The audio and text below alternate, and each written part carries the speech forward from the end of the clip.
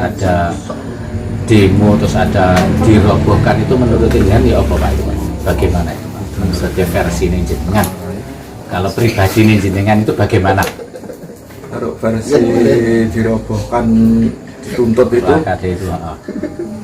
versi saya kok. Oke, assalamualaikum warahmatullahi wabarakatuh. Alhamdulillahirrahmanirrahim. Jadi ini gini teman-teman semuanya, kemarin banyak dari para netizen yang meminta saya untuk istilahnya wawancara juga sama warga yang ada di sekitar Gus Samsudin. Jadi asli Bapak ini warganya, rumahnya juga tidak jauh dengan rumah padepokannya Gus Samsudin. Jadi saya juga tidak menyeting, saya juga tidak bayar Pak ini sebelumnya. Jadi saya kasih penjelasan di awal dulu, nanti dikira saya ya mesti Pak dibayar. Nah, netizen juga seperti itu. Nanti saya kasih penjelasan dulu, dan ini yang bikin vlog juga tidak saya saja, ini ada para YouTuber juga, ada 5-6 orang yang bikin acara konten ini gitu ya. Oke, jadi langsung saja kita tanya-tanya tentang situasi ini. Asmane sinten Pak? Pak Endar. Bapak Endar, Pak. Jenengan asli sini Pak ya? Asli sini. Asli sini maksudnya pendatang, bukan pendatang. Asli sini, Asli kelahiran sini. Kelahiran sini. Bapak sini Pak jadi Pak? Bapak Endar. Bapak Endar. Usia berapa Pak?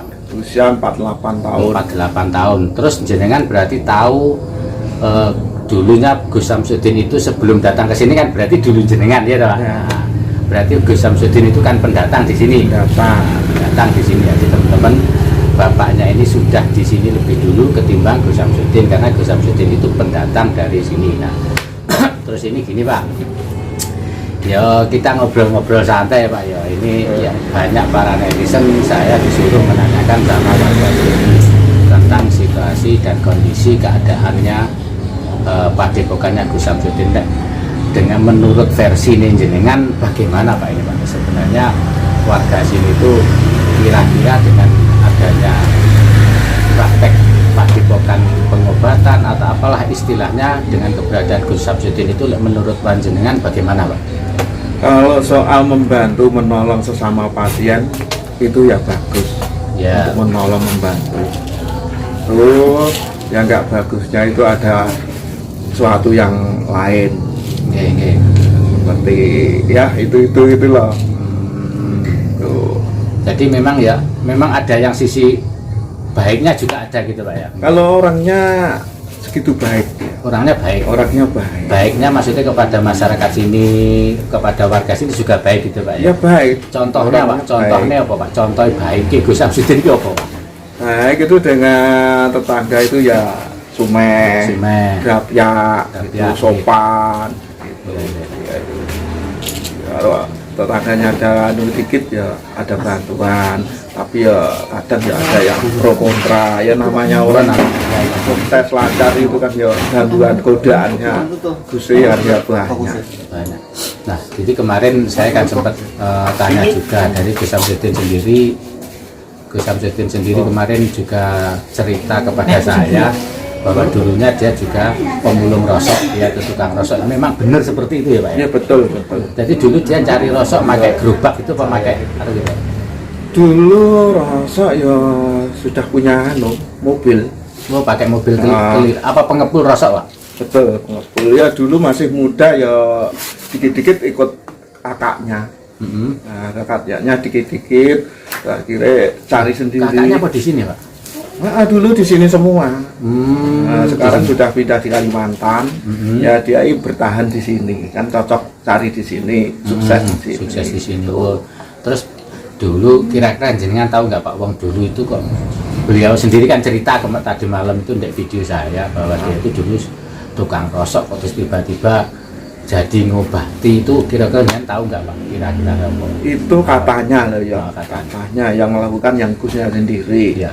Dulu katanya itu nggak sengaja mengobati orang, ya entah keyakinannya itu memang bagus, banyak yang sembuh, akhirnya diteruskan, terus dia itu sering keluar ke pondoknya sono, di Condromowo. Ya. Nah, itu masih belajar mengaji ya, belajar pengobatan. Terus dicoba untuk mengobati pasien-pasien. Tapi belum pasien yang tingkat agak parah enggak, ya biasa. Sambil cari itu, kalau pagi cari nafkah rosok. Dulu di sini rosoknya. Oh, ini di sini. Oh, ini memang tempat. Nah, ini teman-teman. Nah, ini saya lihatkan dulu, ini tempat rosoknya dulu ya. Iya. Tempat rosoknya. Dulu tempatnya ya di situ, di tempat ini, di situ ya banyak rosok di sini. Oh, berarti ngepul rosok gitu ya. Di sini kan ngontrak, setelah itu lancar, sukses, dibeli. Oh, ini dulu kontrak awalnya di sini itu Awalnya Padepokan. kontrak. Nah, ini yang lama ya. Dua tempat lokasinya rosoknya, ya situ dengan sini. Itu. Terus kira-kira penyakit yang diobatin itu apa ya Pak? Yang awal-awal dulu Pak. Contohnya Pak, contohnya setahu jenengan. Awal-awal dulu ya dia kan masih tahunya kan masih pengobatan penyakit biasa. Terus setelah itu Pak ada penyakit agak goib, dia kan agak ngerti dari gurunya, itu tanyanya guru ini sakit apa ini guru ini. Ya. Gurunya tahu Pak jenengan Pak, namanya siapa? Enggak tahu. Gurunya nggak tahu, tapi orangnya ya pernah tahu. Tapi bukan orang sini ya, bukan orang sini. Apa Condromowo sana mungkin? Ya kalau itu aku nggak tahu persis. Tapi memang bapaknya jujur nggak tahu gurunya siapa. Cuma Gus Samsudin itu punya guru kan, intinya kan seperti itu Pak. Setelah itu lama nggak pulang, ya ternyata itu berguru itu sampai berapa bulan Pak nggak pulang?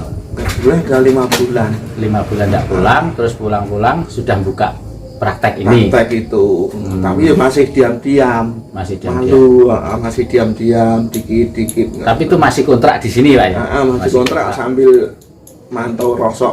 Oh tetap. Oh jadi pengobatan rosoknya juga masih jalan berarti? Ya, masih jalan.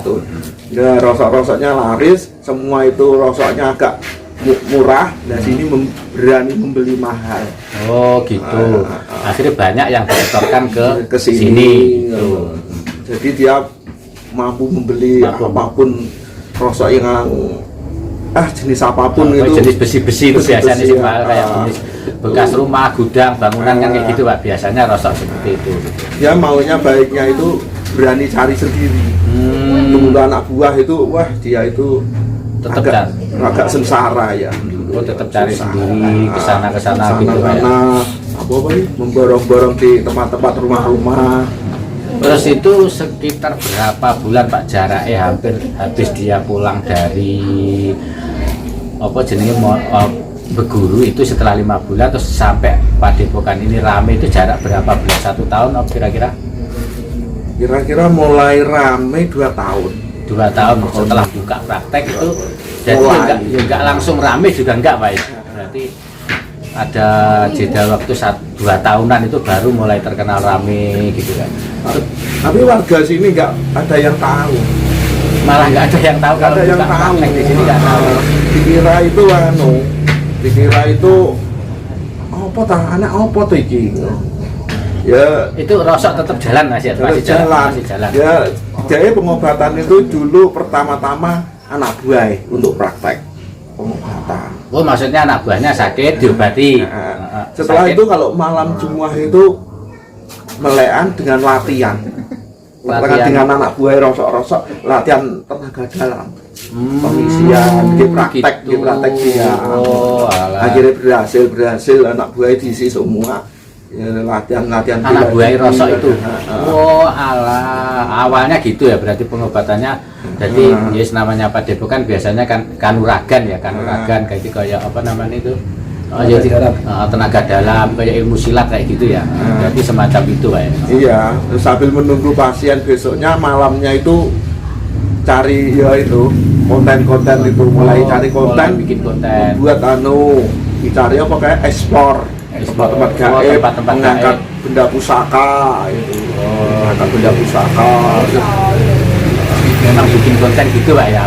Bikin konten sambil mengobati gitu ya.